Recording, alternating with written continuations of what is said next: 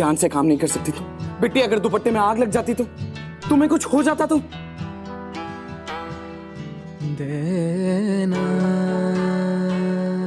Company के पास फालतू पैसे नहीं है जो तुम जैसे लापरवाह एम्प्लॉय के इलाज पे खर्च करे।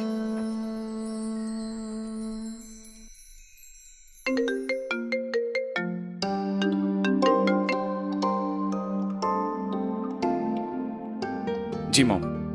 अक्षत, सुरेंद्र के वकील के पास जाना है, तू टाइम से आ जाएगा ना? जी बस आ रहा हूं।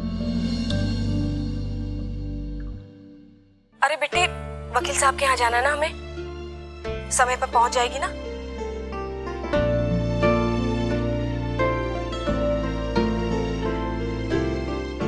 ये लो, आज हमारी बिटिया का जन्मदिन है। पूरे 8 साल की हो गई हमारी गुड़िया रानी। केक खाओ, ये लो। अरे कहा हवलदार बाबू, दिमाग ठिकाने तो है ना? अरे बेटियों का जन्मदिन भी मनाता है कोई?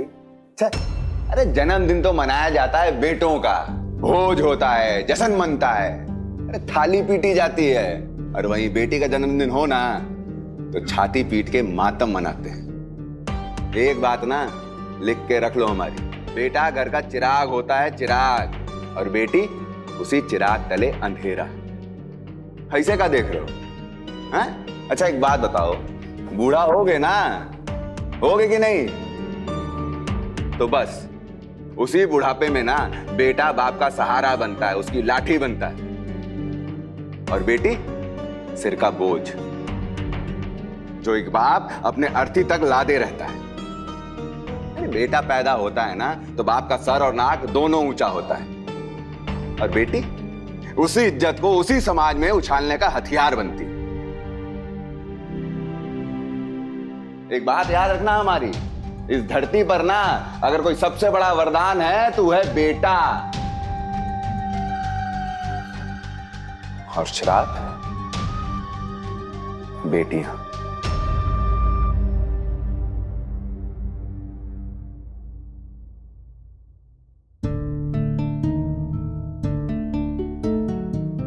यकीन नहीं होता कि आज के जमाने में भी कोई ऐसी बात कर सकता है। अरे जमाना कोई भी हो, सच नहीं बदलता ना। तुम्हारी घटिया सोच रहे शायद तुम्हारी ये हालत की है। शायद मैं बदल ना पाऊं, लेकिन एक बात मेरी कान खोलकर सुन लो। जिस बेटे का नाम का माला जप रहे हो ना, वो एक बार भी झांकने तक नहीं आया, जबकि तुम्हारी बेटी दिन भर में 4 चक्कर काटती है थाने की। और हाँ, एक बात मेरी गांठ बांध लो, भले बेटा एक किस्मत से पैदा होता है, लेकिन बेटियां खुशकिस्मती से पैदा होती हैं, समझे? केक खाओ।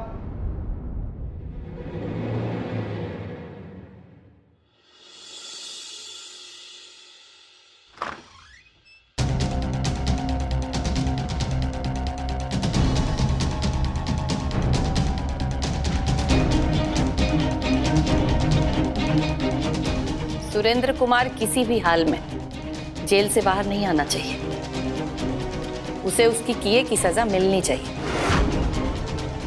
लक्ष्मण जी, साम दाम दंड भेद, चाहे जो भी तरीका अपनाना हो अपनाइए, लेकिन आप लोगों ने आखिर अपने पैसों का जोर दिखा ही दिया।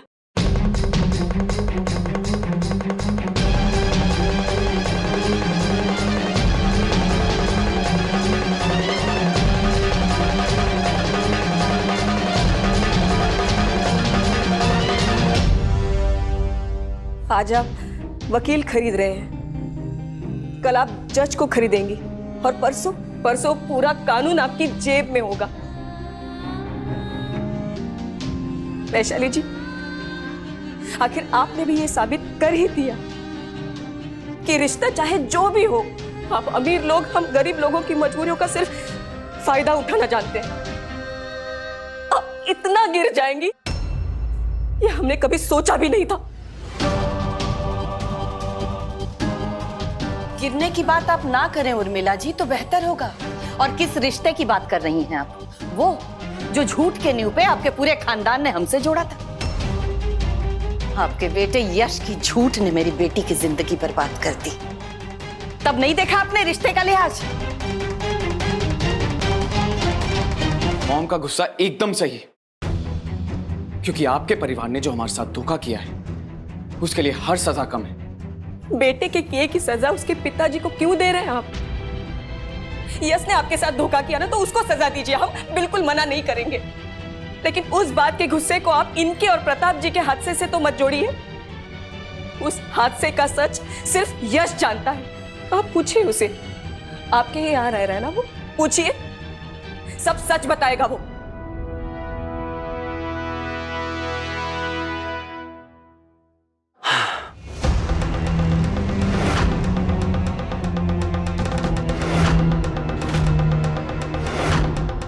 ये जो भी है, हम इसकी बातों का असर अपने आप पे बिल्कुल नहीं होने देंगे। आज हमारे ऑफिस का पहला दिन है और आज कोई गड़बड़ नहीं होगी।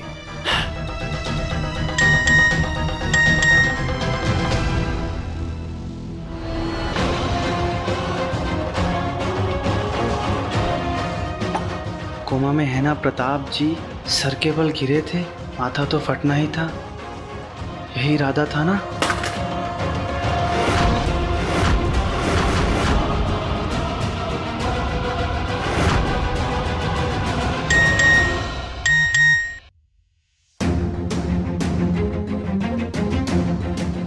अगर चाहते हो कि तुम्हारा सच छिपा रहे तो मिलो आके हमसे।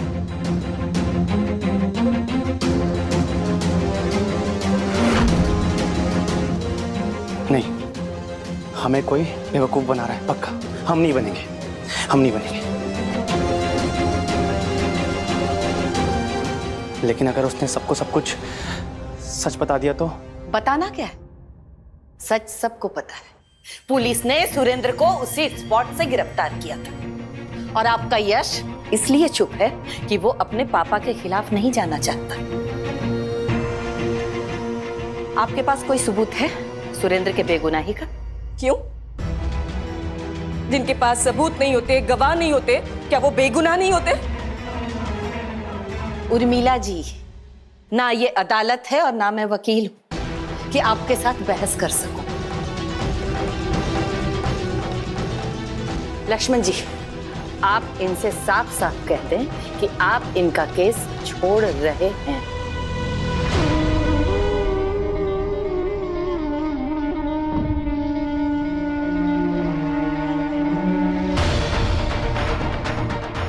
वकील साहब, हम आपकी फीस का आधा पैसा भी लाए हैं और बाकी के पैसों का इंतजाम जल्द से जल्द कर देंगे।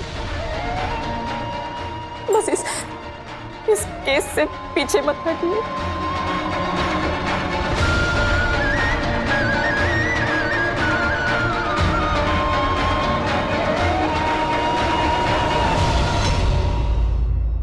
माफी चाहता हूं उर्मिला जी, मैं आपका केस नहीं लड़ सकता।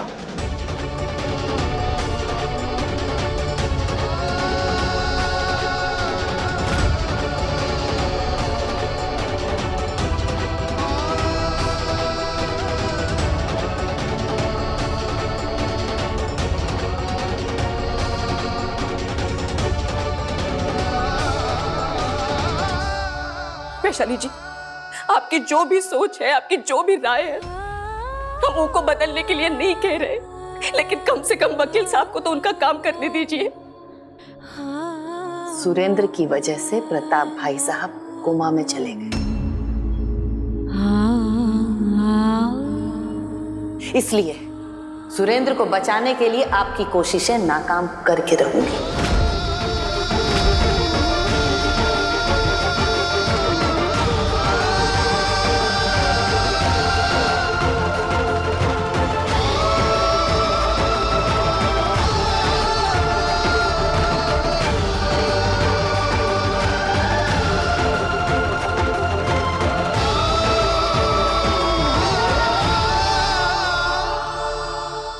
रहने दे बिट्टी, अगर इन्होंने ठान ही लिया है कि वो अपनी सोच को ही सच मानेंगे तो इनके सामने गिड़गिड़ाने से कोई फायदा नहीं।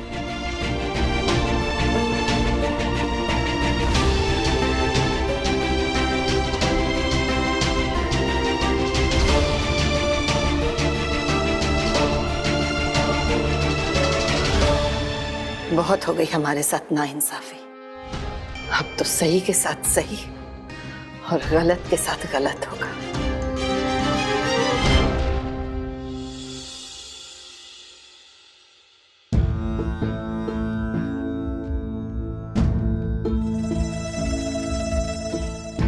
सुनो, अक्षत भाई आज ऑफिस नहीं आए? सर आज लेट आएंगे। ओह ठीक है, एक काम करो, तुम हमारे लिए कॉफी लेके आओ, कड़क से एकदम, ठीक है? जाओ। जी सर।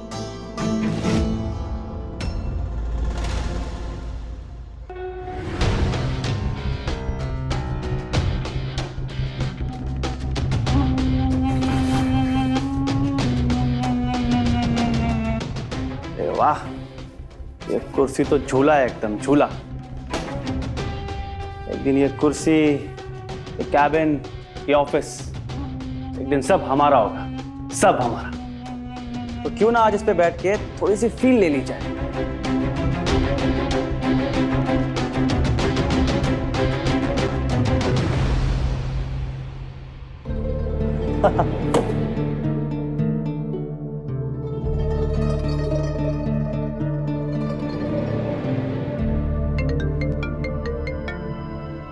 इसका फोन आ गया।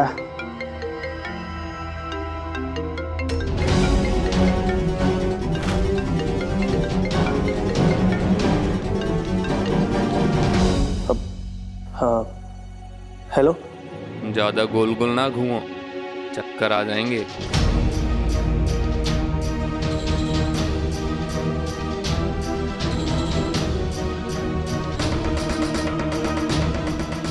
कौन हो तुम और क्यों परेशान कर रहे हो हमें? पिछली बार तुम हम पे ध्यान नहीं दिए तो हम भी बच्चा समझ के माफ कर दिए। इस बार अगर हमें नजरअंदाज किए ना तो बेटा अगली बार दफ्तर में कुर्सी नहीं जेल में चक्के घुमाओगे। इसीलिए चुपचाप पीछे वाली गली में आके मिलो। Hello hello.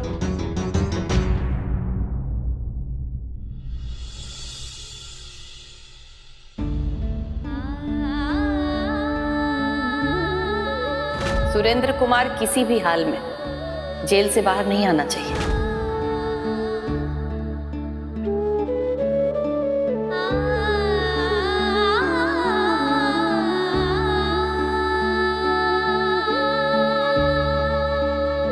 अरे क्या हुआ बिट्टी, इतनी मायूस क्यों हो रही है? अभी 5 दिन बचे हैं और हमारे पास। इधर आ, पगली कहेगी। हाँ,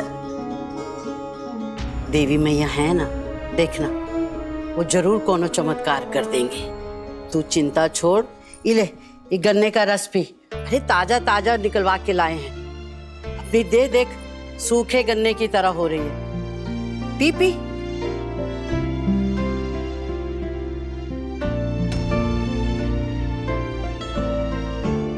ये हम क्या देख रहे हैं?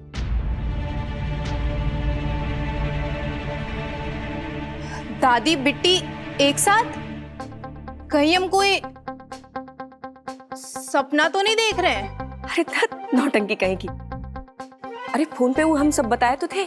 हाँ मम्मी आपने बताया था, लेकिन सच बताया तो हमें तब यकीन नहीं हुआ था, अब भी यकीन नहीं हो रहा। दादी आपको रामलला की कसम, सच सच बताइए, आपने बिट्टी को दिल से तो अपनाया है ना? कहीं ये सब आपकी साजिश और नौटंकी तो नहीं है? आपका सीना चीर के दिखाएं कि हमरे दिल में बिट्टी बसती है, हैं?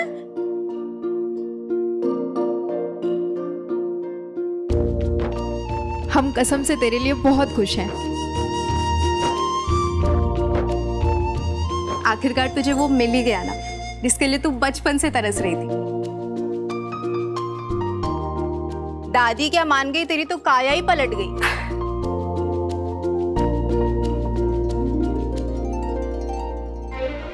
वाह दादी, माना कि आप हमसे उतनी नाराज नहीं थी, लेकिन आपने हमें भी कम ताना नहीं सुनाया है। कभी हमारे भी सर पे प्यार से हाथ फेर दीजिए, कभी हमें भी तोहफा दे दीजिए। आखिर हम इस घर के सबसे बड़ी संतान और आपकी सबसे बड़ी पोती हैं। भाग लगे भाग में तू नहीं सुधरेगी। हाँ, जितनी बिट्टी सीधी है ना उतनी तू टेढ़ी है। बिट्टी की सारी कसर तू पूरी कर रही है। चल आजा बैठ। इतना कुछ होने के बाद भी मुझे क्यों बिट्टी की आंखों में सच्चाई दिख रही है? क्यों उससे नफरत नहीं कर पा रहा हूं मैं? बिट्टी ने मेरा भरोसा तोड़ा, उसने मेरे प्यार का मजाक बनाया। मेरा दिल माने या ना माने, वो धोखेबाज है। मुझे नफरत करनी है उससे। I hate her। मुझे नफरत करनी है उससे।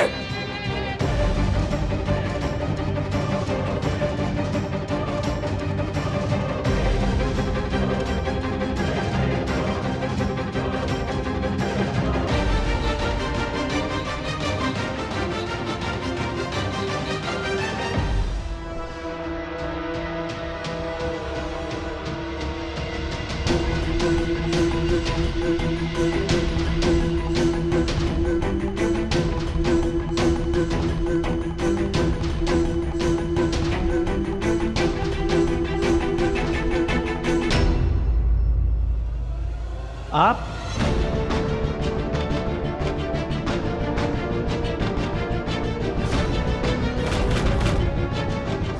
इले, तेरे लिए भी साड़ी लाए थे। अरे बहुत पूज लिया खोटा सिक्का। अब ऊ की आरती करेंगे जो ऊ की हकदार होंगी, और वो है हमारी पोतियां।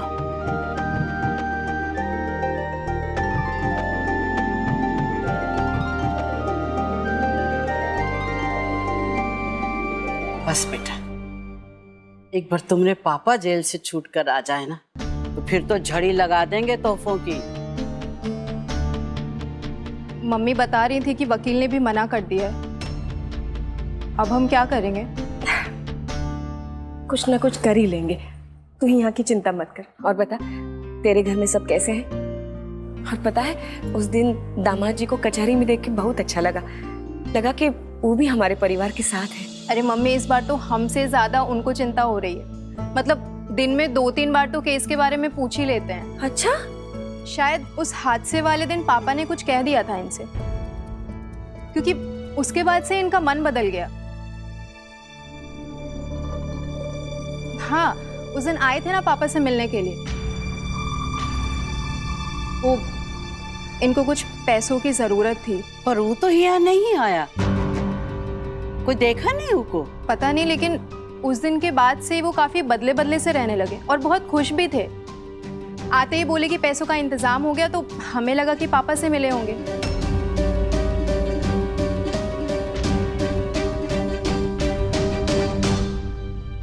अच्छा चलो छोड़ो ये सब, तुम आई हो तो खाना खा के जाना। उर्मिला, चल फटाफट खाना तैयार कर दे बिटिया। जी जी। चला, हमरे कमरे में बैठ के गप्पे आते हैं। आजा।